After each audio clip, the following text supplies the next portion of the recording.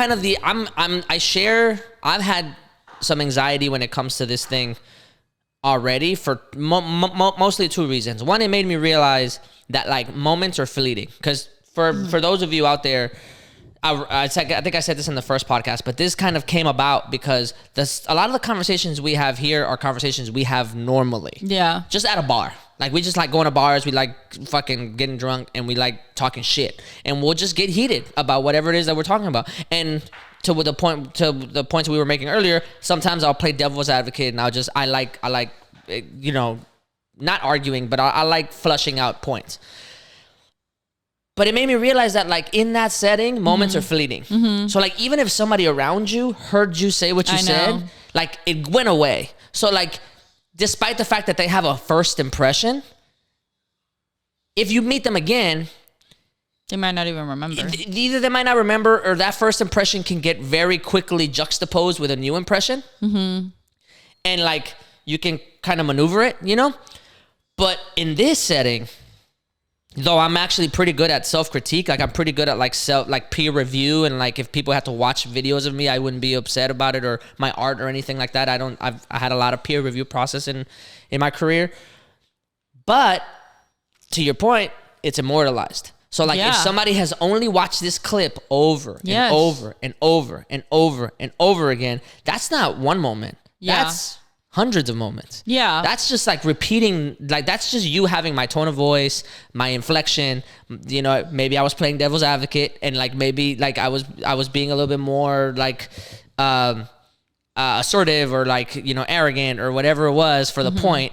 And like that may be what people think of me. And I was like, oh my God, like that's a little bit like, it wasn't concerning, but it was more like, like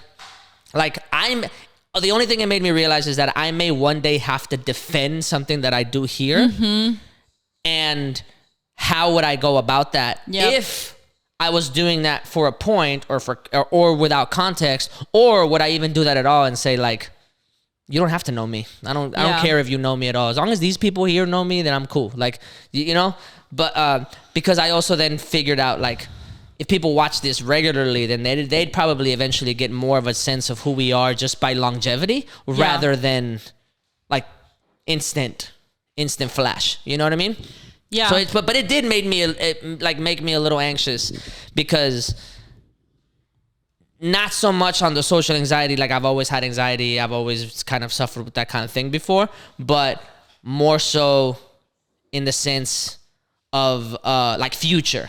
Like, how would I handle this in the future?